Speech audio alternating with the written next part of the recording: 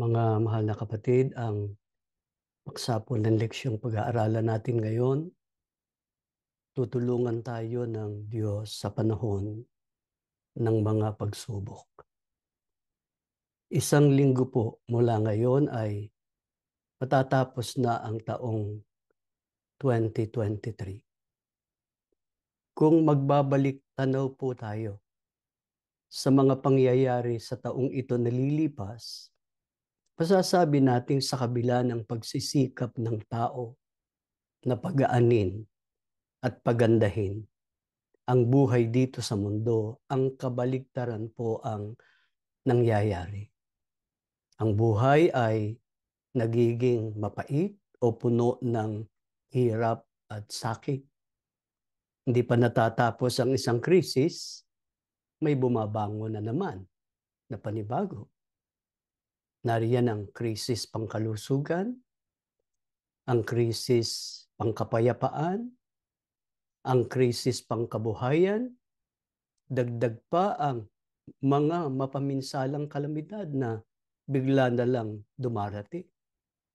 At ngayon nga, meron pang isang krisis na pinagdaraanan ang bayan ng Diyos. Ang krisis sa leadership o sa pamamahala sa iglesia. Na ito ang lalong nagpapabigat, nagpapahirap ng buhay at pamumuhay ng mga kabilang sa bayan ng Diyos. Ang lahat ng mga ito ay nagdudulot ng pangamba, matinding takot, pagkabalisa, at kawalan ng pag-asa sa iba. Subalit, bilang mga lingkod ng Diyos, paano po natin dapat harapin ang mga pagsubok na ating nararanasan? Dapat din ba tayong mawala ng pag-asa o masiraan ng loob?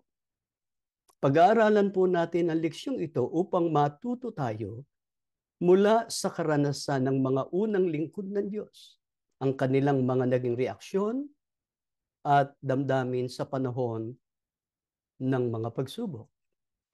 Ano po ang isang halimbawa ng reaksyon o damdamin ng mga unang lingkod ng Diyos sa harap ng mga mabibigat na pagsubok na kanilang naranasan? Pakinggan ninyo ang nakasulat dito po sa Habakuk sa 1:2-4. Ganito ang pahayag ng propetang si Habakuk. O Panginoon, hanggang kailan dadaing ako at hindi mo didinggin? Ako'y dadaing sa iyo dahil sa pangdadahas at hindi ka magliligtas. Bakit pinagpapakitaan mo ako ng kasamaan at iyong pinamamasdan ng kasamaan? Sapagkat ang kasiraan at pangdadahas ay nasa harap ko at may pakikipag-alit at pagtatalong bumabangon. Kaya't ang kautusan ay natitigil at ang katarungan ay hindi lumalabas kailanman, sapagkat kinukulong ng masama ang matuwid, kaya't ang kahatulan ay lumalabas na liko. Ang binasa po natin ay ang hinanakit ng isang lingkod ng Diyos, si Habakuk, na propeta, dahil sa nakita niyang mga kasama ang nangyayari sa bayan ng Diyos noon. Sinabi niya sa Panginoon na hanggang kailan dadaing ako at hindi mo didinggin?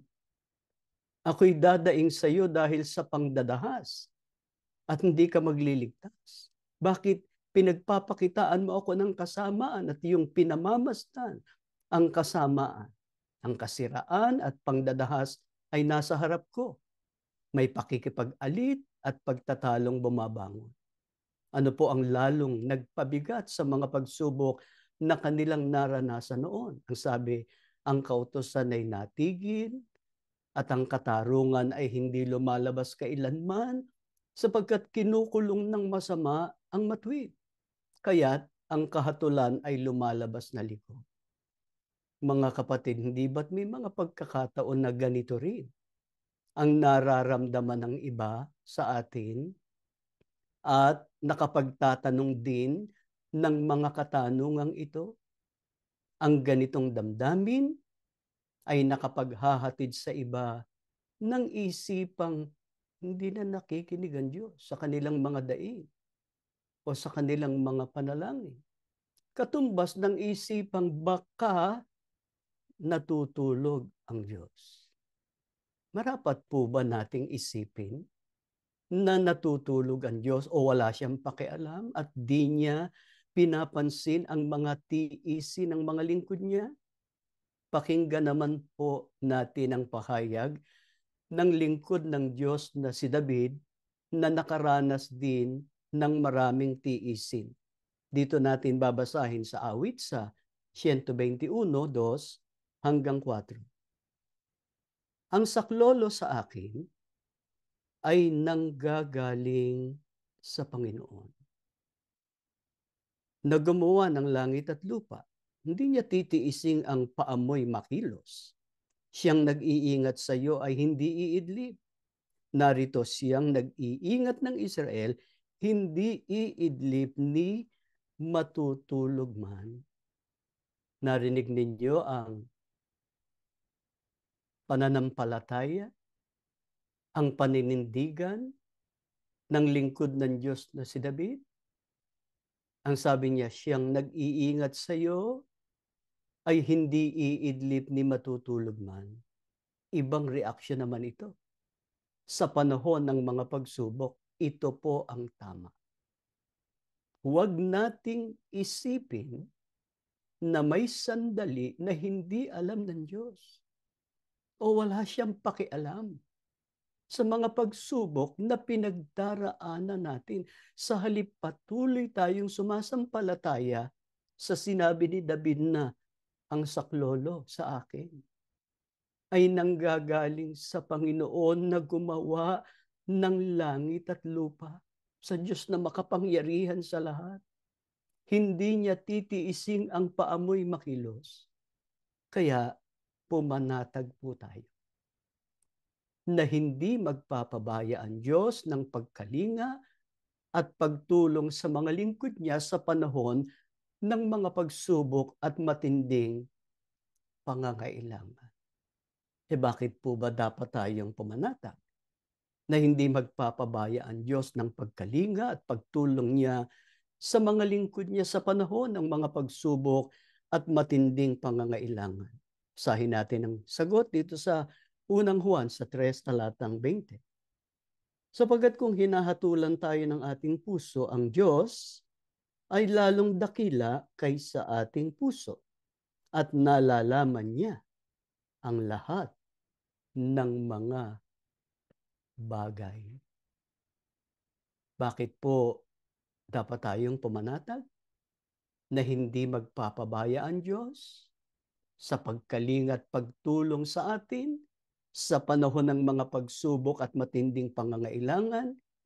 Nalalaman po ng Diyos ang lahat ng mga bagay. Ano po ang tiyak na kabilang o kasama sa lahat ng mga bagay na nalalaman o nababatid ng ating Panginoon Diyos? Basahin natin ang sagot dito sa Exodo sa 3, talatang 7. Ganito ang nakasulat.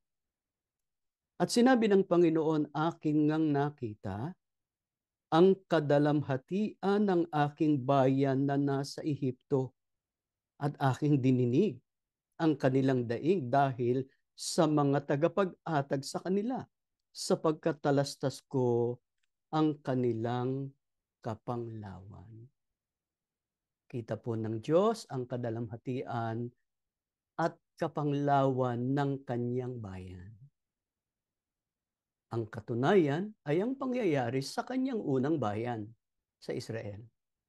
Sinabi ng Panginoon na aking ang nakita ang kadalamhatian ng aking bayan na nasa Ehipto at aking tininig ang kanilang daing dahil sa mga tagapag-atag o tagapagpahirap sa kanila, sapagkat talastas ko ang kanilang kapanglawan. Sa makatwid, hindi lamang alam at kita ng Diyos ang kadalamhatian at kapanglawan ng kanyang unang bayan, kundi dininig niya ang kanilang daing at sinaklolohay niya sila. Hindi po ba iniligtas nga ng Diyos ang Israel sa pagkaalipin sa Ehipto? Kinasangkapan niya si Moises para ilabas ang bayan mula sa pagkaalipin sa Ehipto. Marami pa pong mga halimbawa sa Biblia na nagpapatunay na nakabantay ang Diyos at nakahanda siyang tumulong sa mga lingkod niya sa panahong dumadaan sila sa matinding pagsubok. Natatandaan ninyo ang pangyayari kay Propeta Daniel? Iniligtas siya ng Diyos nang ihagis siya sa yungib ng mga leon. At ang 3 Ebreo nang iligtas sila ng Diyos sa naglalagablab na horno. Dahil nakita ng Diyos ang kanilang paninindigan sa pagtataguyod ng kanilang pananampalataya sa Kanya at ng kanilang tunay na relihiyon, iniligtas sila ng Diyos sa tiyak na kapahamakan. Tayo ang bayan ng Diyos sa mga huling araw na ito, na sa kasalukuyan nga, nagdaraan tayo sa maraming kapighatian at tiisin. Hindi lang sa pang-araw-araw na buhay natin. Hindi lang dahil sa mga mabibigat na suliranin ng mundo. Lalo pa nga yung krisis sa iglesia. Krisis sa leadership, sa pamamahala sa iglesia. Ano ngayon ang hinahanap sa atin ng Diyos? Upang maranasan din natin ang kanyang pagtulong o pagsaklolo, lalo na sa panahon ng mga kabagabagan at kapanglawan. Basahin natin ang pahayag ng Panginoong Kristo sa Mateo 17, talatang 20. Sapagkat katotohanang sinasabi ko sa inyo, kung magkaroon kayo ng pananampalataya na kasing laki ng butil ng binhi ng mustasa, ay masasabi ninyo sa bundok na ito, lumipat ka mula rito hanggang doon at ito'y lilipat. At sa inyo'y hindi may pangyayari. Dito po ay binigyan diin ng Panginoong Kristo ang dakilang kahalagahan ng pananampalataya. Sinabi niya na kung magkaroon kayo ng pananampalataya na kasinlaki ng butil ng binhi ng mustasa, ay masasabi ninyo sa bundok na ito, lumipat ka mula rito hanggang doon at ito'y lilipat at sa inyo'y hindi may pangyayari. Sa makatwid, wala pong problema gaano man karami, gaano man kalaki, gaano man kabigat na hindi malulutas kung meron tayong matibay na pananampalataya sa kapangyarihan ng ating Diyos. Paano po natin mapatutunayan o maipakikita ang matibay nating pananampalataya sa kapangyarihan ng ating Panginoong Diyos? Basahin natin ang nakasulat dito sa awit sa 37:3-5. Ganito ang nakasulat. Umasa ka sa Diyos, ang mabuti gawin at mananahan kang ligtas sa lupain. Sa Diyos mo hanapin ang kaligayahan at ang pangarap mo'y iyong makakamtan. Ang iyong sarili sa Diyos mo ilagak. Pag nagtiwala kay tutulungang ganap. Kung may pananampalataya ay ang tumitiwala o umaasa sa Panginoong Diyos. Sapat ba yon? Ang sabi, gumagawa ng mabuti. Kaya dapat lakipan ng mabubuting gawa yung pananampalataya sa Diyos. Yung pagtitiwala, yung pag-asa sa Diyos. alin po ba yung mabuti? Pag-aralan na natin sa mga nakaraan, ang mabuti, ang banal, ang matuwid, ay ang mga salita o ang mga kautusan ng Panginoon Diyos. Ang tunay na nagtitiwala sa Panginoon Diyos ay hindi kailanman manghihina. Hindi mawawala ng pag-asa. Hindi sila kailanman hihiwalay sa mga tamang doktrina, sa mga tamang aral, sa mga kautusan ng Panginoon Diyos. Kapag meron silang kapanglawan, sa Panginoon nila hinahanap ang kanilang kaligayahan at hindi sa paggawa ng mga bagay na labag sa kanyang mga kautusan. Kapag natutugunan natin ang mga hinahanap na ito ng Diyos sa atin, tiniyak ng Biblia, tutulungan niya tayong ganap at makakamtan natin ang ating mga pangarap. Bakit po marapat lamang na lubos tayong sumampalataya at umasa sa Diyos at sa kanyang magagawa? Pakinggan nyo nakasulat dito sa Bilang sa 23, talatang 19. Ang Diyos ay hindi tao na magsisinungaling, ni anak ng tao na magsisisi. Sinabi ba niya at hindi niya gagawin? O sinalita ba niya at hindi niya isasagawa? Gaya po ng nabasa natin, ang Diyos ay hindi tao na magsisinungaling, ni anak ng tao na magsisisi o magbabago ng pag-iisip. Kaya ano ang tinitiyak ng Diyos sa kanyang mga salita o ipinangako? Ayon sa ating binasa, sinabi ba niya at hindi niya gagawin? O sinalita ba niya at hindi niya isasagawa? Ano po ba ang tiyak na gagawin ng Diyos? Sa lahat ng gumagawa ng masama sa bayan niya upang mawakasan ang kanilang pagdurusa. Matapos ang pagdurusa ng bayan ng Panginoong Diyos. Basahin natin dito sa awit sa 94, talatang 23. Sa masamang gawa, ang Diyos ang gaganti sa kanila. Lilipulin niyang lahat, pagkat sila'y di mabuti. Ang wawasak sa kanila ay ang Diyos na siyang Panginoon.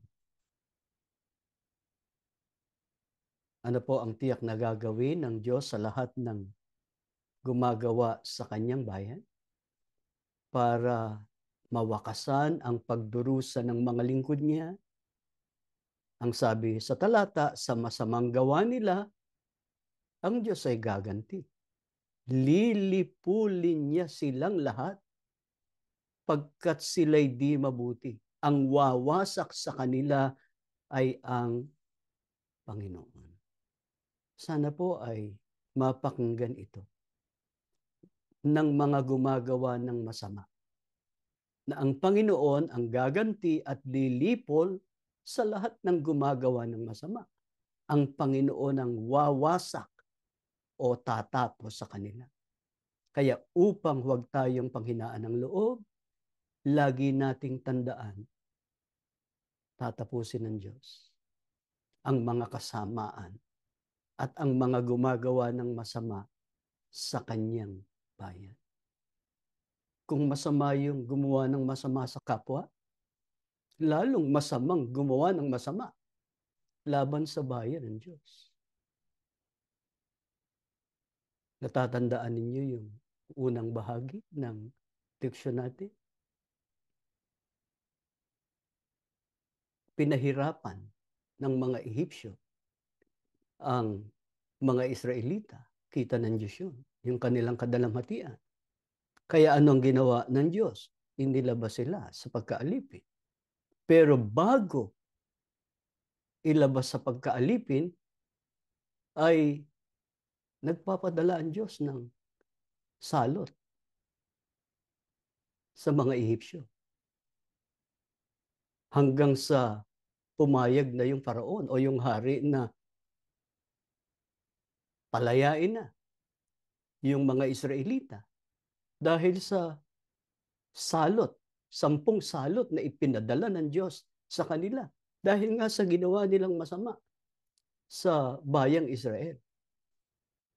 Pero nagbago isip ni Faraon, pinahabol sila.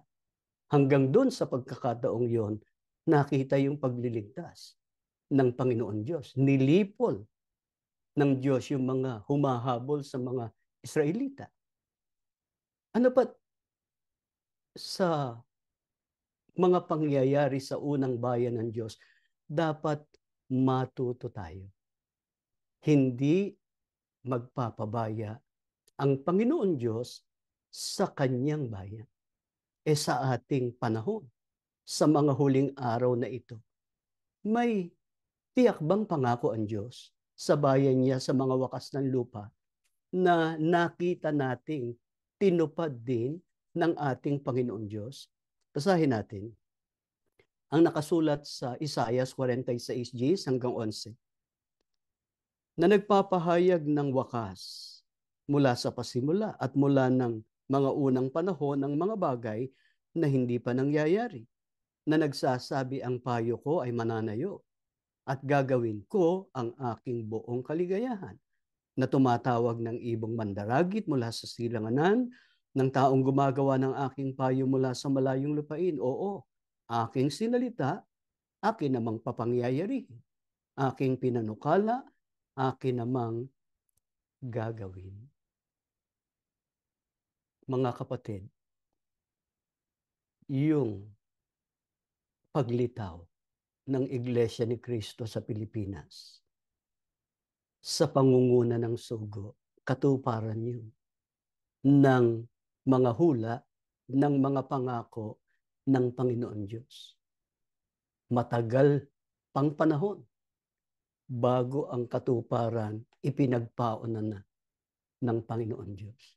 Sabi nga sa unahan nitong talatang binasa natin, nagpapahayag ng wakas mula sa pasimula, mula ng unang panahon ng mga bagay na hindi pa nangyayari, na nagsasabing ang payo ko ay mananayo at gagawin ko ang aking buong kaligayahan. Alin ba yung ipinagpaunan ng Diyos mula pa ng una? Na tinupad ng Diyos.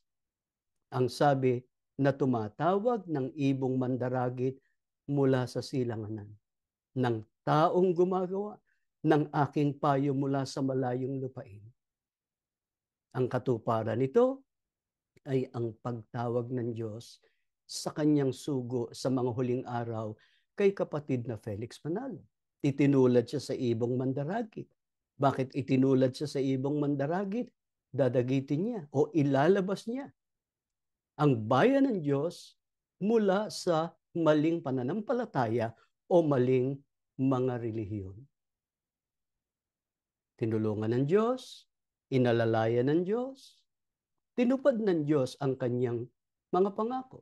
Ang sabi nga sa huling bahagi ng talata, oo, aking sinalita, akin namang papangyayarihin. Aking pinanukala, akin namang gagawin. Saksi po tayo na tinupad ng Diyos ang pangako niyang ito sa kanyang sugo sa mga huling araw. Kaya lalo tayong dapat tumiwala at maglagak ng pag-asa sa mga pangako ng ating Panginoon Diyos. Ano pa po ang isang hula o pangako ng Diyos na natupad at patuloy pang natutupad sa bayan niya sa mga wakas ng lupa? Babasahin natin nakasulat sa Isaiah 62:11 hanggang 12. Narito ang Panginoon ay nagtanyag hanggang sa mga wakas ng lupa. Inyong sabihin sa anak na babae ng Siyon, narito ang iyong kaligtasan ay dumarating, narito ang kanyang kagantihan ay nasa kanya, at ang kanyang ganti ay nasa harap niya.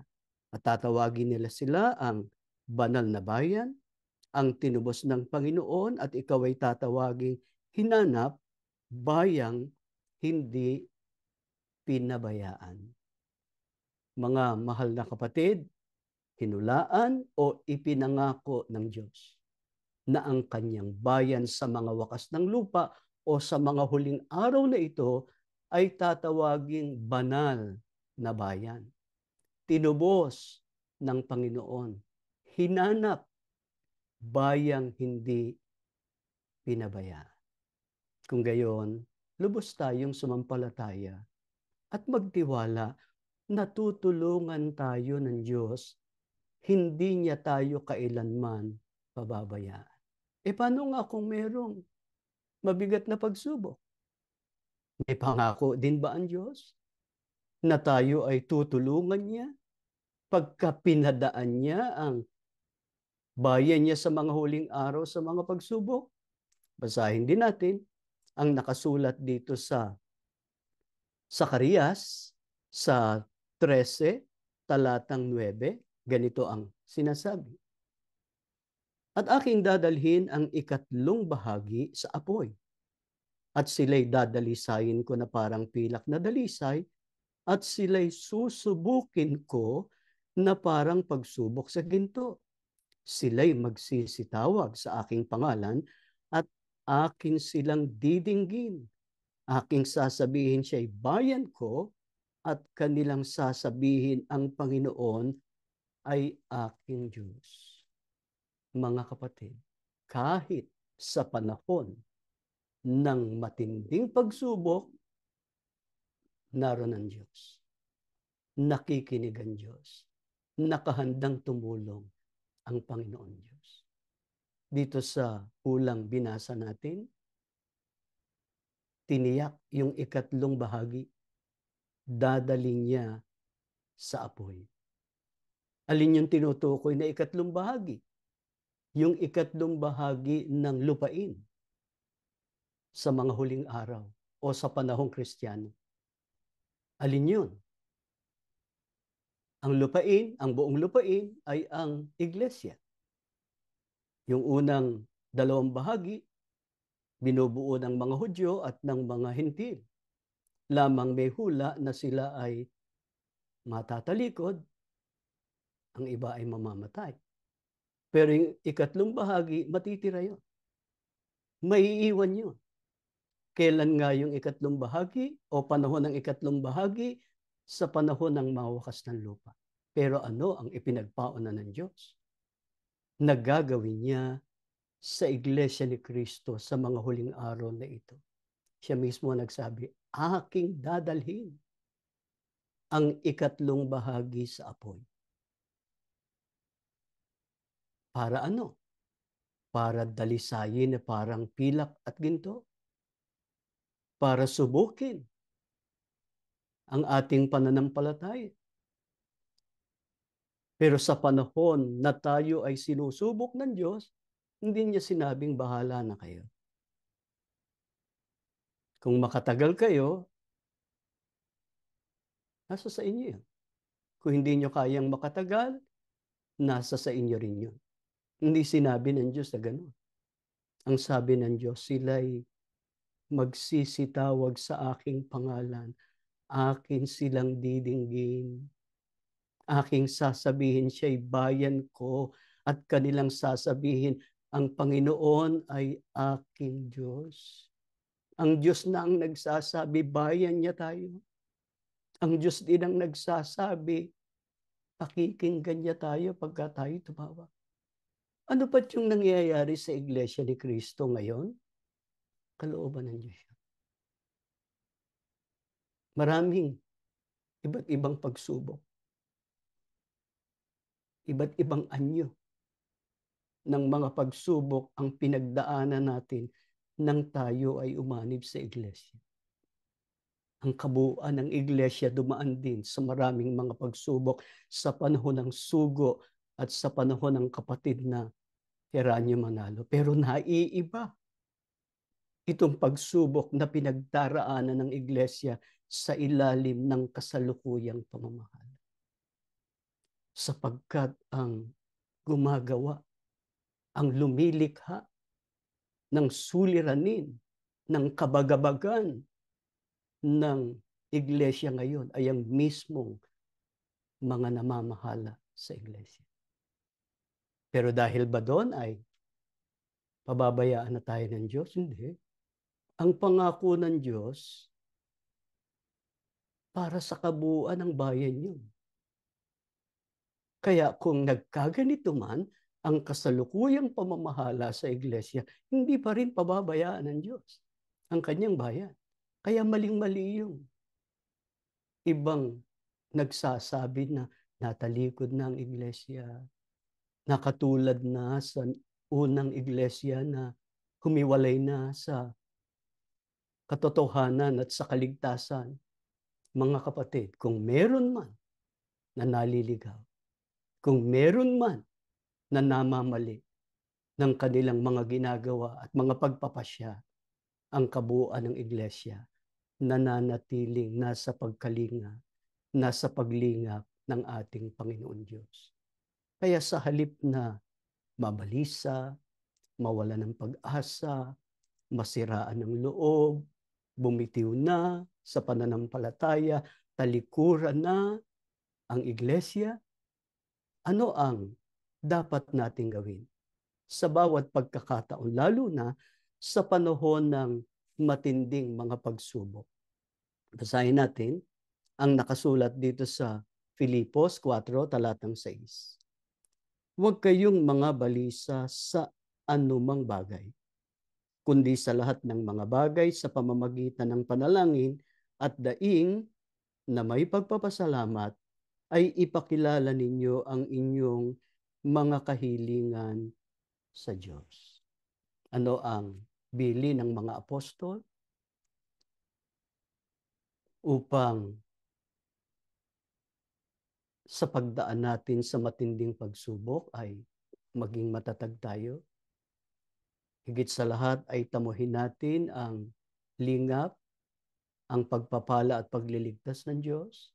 Ang sabi ni Apostol Pablo, huwag kayong mga balisa sa anumang bagay. Doon sa salitang anumang bagay, lahat yun. Problema sa kalusugan, problema sa kapayapaan, sa kabuhayan, problema sa iglesia. Ano man yun, huwag tayong mababalisa. Pero sinabi bang huwag lang mabalisa? Hindi. Meron tayong gagawin para huwag tayong mabalisa. Para huwag tayong mag-alala. Para huwag tayong mapuno ng pangamba at kawalang pag-asa. Ang sabi, huwag kayong mga balisa sa anumang bagay, kundi sa lahat ng mga bagay sa pamamagitan ng panalangin at daing na may pagpapasalamat ay ipakilala ninyo ang inyong mga kahilingan sa Diyos. Kaya mga kapatid, tama ang inyong ginagawa. Nakatatag ang panata ninyong pansarili, nakatatag ang panata ninyong pangsambahayan, lagi kayong dumadalo sa ganitong mga pagsamba natin na dito sama-sama tayong nananalangin. Huwag tayong manghimagod sa pananalangin. Sapagkat yung laging pakikipag-usap sa Diyos, yung laging pagtawag, laging pagdaing, laging pagpaparating sa Diyos ng ating pangangailangan, kahayagan yun. Nalubos tayong sumasampalataya at nagtitiwala sa Kanya. Hindi naman tayo pinababayaan ng Diyos. Oo, at nangyayari ang problema sa iglesia. Pero yung katatagan ng pananampalataya natin, lalo na tayong nagkakatipon ngayon, hindi nababago, hindi natitinag yung ating pananampalatayang tinanggap natin dahil sa pagsasakit ng sugo at ng naunang pamamahala sa pagtuturo sa atin ng mga dalisay na mga aral ng Diyos. Nakatanim na sa ating puso't isipan ang mga dalisay na mga aral ng Diyos. Subalit sapat bang Nananalangin lang tayo, tumitiwala, sumasampalataya sa pagliligtas, sa pagtulong ng Panginoon Diyos. Anong katangian ang hinahanap sa atin ng Diyos upang lubusin niya ang pag-iingat at pagliligtas sa atin? Pakinggan nyo, nakasulat dito sa awit sa 34 talatang 19. Ganito ang ating mababasa. Marami ang kadalamhatian ng matuwid, ngunit inililigtas ng Panginoon sa lahat. Tama na mapanalanginin tayo, maasa, tumitiwala sa Panginoon Diyos, pero merong hinahanap ang Diyos para lubusin niya ang kanyang pagliligtas sa atin. Ang sabi ng Biblia, marami ang kadalamhatian ng matuwid, ngunit inililigtas ng Panginoon sa lahat. Hindi po sinabing pagka matuwid, wala nang kadalamhatian. Wala nang problemang darating. Maginhawa na ang lahat ng bagay. Magaan na ang pagdadala ng buhay at pagtataguyod ng kahalalan. Marami ang kadalamhatian ng matuwid. Magkagayon man, ang sabi, ililigtas sila ng Panginoon sa lahat. Walang hindi kayang lutasin ng Diyos. Kaya nga umaasa tayo eh. Yung nangyari ngayon sa iglesia, pagsubok yun para dalisayin ang ating pananampalataya. Hindi para makabitaw tayo sa ating pananampalataya. Hindi para manlamig tayo sa ating pananampalataya. Kaya tayo pinadaan ng Diyos sa pagsubok para dalisayin ang ating pananampalataya. Sapagkat yung dalisay sa pananampalataya, yun ang makararating sa kasakdalan. Yung nakarating sa kasakdalan, yun ang tiyak na magtatamo ng kaligtasan. Kaya ipangako natin sa Diyos, mga kapatid, kalakip ng matibay nating panghahawak sa ating pananampalataya, magpakatuwid tayo sa paningin ng Diyos. Ito ang kulang sa kasalukuyang leadership ng Iglesia. Binoboka lang nila yung pagiging matuwid, pagiging righteous sa harap ng Diyos. Pero hindi yon ang ibinubuhay nila. Sapagkat kung yon ang ibinubuhay nila, matatapos yung mabibigat na suliranin sa iglesia.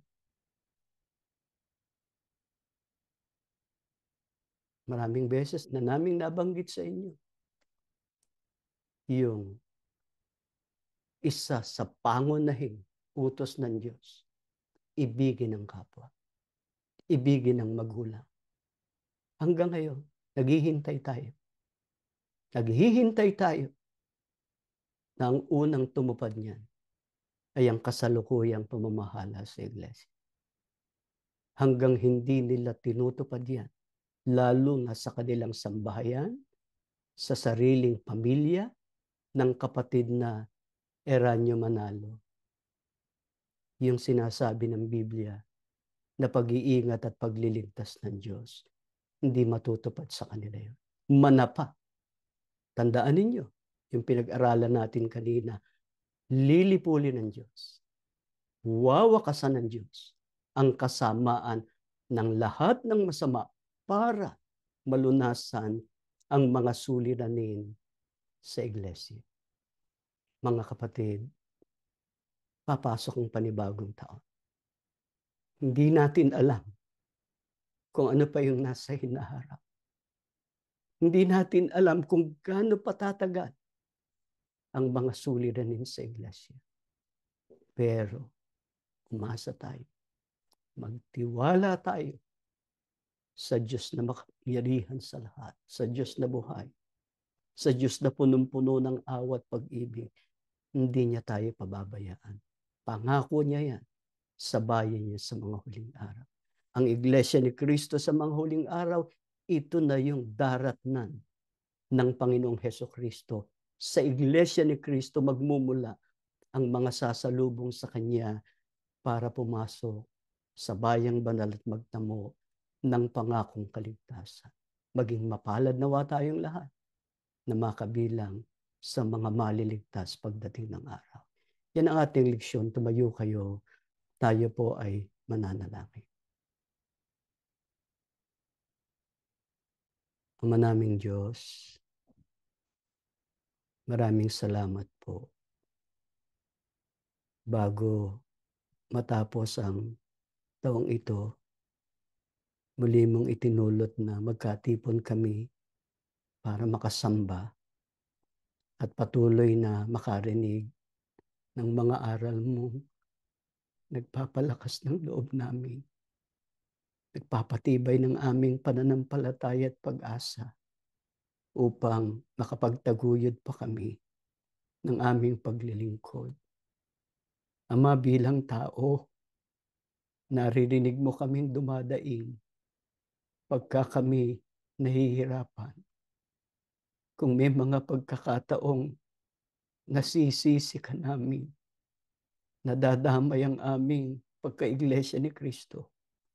Panginoon, magpatawad ka. Hindi yun ang laman ng puso namin.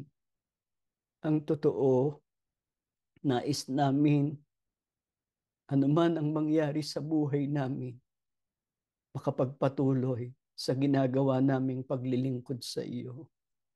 Salamat ng marami, Ama, sa lakas na patuloy mo pong ipinagkakaloob pagka kami sumasambang katulad nito. Hindi mo binibigo ang aming pag-asa. Isinusugo mo ang Espiritu Santo sa aming puso. Nagpapakahayag ka po, Ama. Pinatutunayan mong hanggang ngayon, mga lingkod mo kami. Hindi mo po kami itinatakwil. Namamalagi ang aming karapatan, ang aming kahalalan upang maglingkod sa iyo at magtamo ng pangako mong kaligtasan. Hindi namin malilipot ang katuparan ng mga pangako mo sa iyong sugo at sa iglesia mo sa mga huling araw. Nakatatak na yun sa aming puso't isipan. Mamamalaging tanglaw namin yun para magtaguyod kami ng aming pananampalataya. Panginoon, ngayon pa lang, naghahabilin na kami sa iyo ng hinaharap na taon ng buhay namin. Panginoon, maaari po ba patuloy mong ingatan ang aming sambahayan?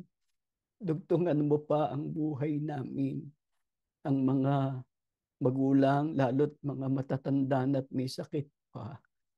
Maaari po ba ngayon haplusin mo ang aming katawan? Dugtungan mo pa ang buhay namin. Higit sa lahat, pag-ibayuhin mo ang aming pananampalataya para mapangunahan pa namin ang aming sambayan sa marapat na paglilingkod sa iyo. Maawa ka sa mga anak namin. Panginoon, namulat sila sa mundo na punong-puno ng kasamaan. Ang mas nakalulungkot, lumalaki silang nakikita nila merong mabibigat na suliraning bumabagabag sa iglesia. Subalit sa tulong mo, Ama, ipauunawa mo sa kanila ang mga nangyayari na kung marami mang kadalamhatian ang bayan mo sa mga huling araw, nakatingin ka, nakasubaybay ka, nakahanda ka pong tumulong, mag-ingat at magligtas sa amin. Lubos kaming sumasampalataya, darating ang takdang panahon mo na ibabalik mo ang iglesia sa dati nitong banal, maayos at maluwalhating kalagayan tulad ng sa panahon ng sugo at ng naunang pamamahala upang ganap kaming makapaghintay, makaasa, makapaghanda sa kaligtasang malapit ng dumating. Kung ipahihintulot mo pa na sa susunod na taon, sa mga darating pang mga panahon, dumaan pa kami sa mga mabibigat na pagsubok, kakapit kami sa iyo, Ama. Lubos kaming titiwala, lubos kaming aasa. Hindi kami makalilimot na dumalangin sa iyo. Itatatag namin ang aming pansariling panalangin, ang panalangin ng pansambahayan. Pakikinggan mo, Panginoon, pagka kami tumawag, lalo na pagka kami sumasambang katulad nito. Panginoong Hesukristo, narinig mo ang aming mga panalangin sa Ama. Naari po bang ipamagitan mo, ipakisuyo mo sa Amang pakinggan, lalo na ang para sa kapakanan ng iyong iglesia. Panginoon, pagparito mo, huwag mo kaming kalilimutan. Ang buo naming sambahayan, ipagsama mo sa langit. Ang mga nawalay, bigyan mo ng pagkakataong makapagbalik loob sa iyo. Maingatan nilang kanilang pananampalataya. Dumating ang takdang panahon pagka maayos na ang lahat ng mga bagay sa iglesia. Magkasama-sama kami sa aming ginagawang paglilingkod. Ama, umaasa kaming dininig mo ang aming panalangin, ganap mong ipinatawad ang lahat naming mga kasalanan at pagkukulang. Binasbasan mo ang lahat ng mga dumalo ngayon sa ngalan ng Panginoong Hesukristo na aming tagapagligtas. Amen.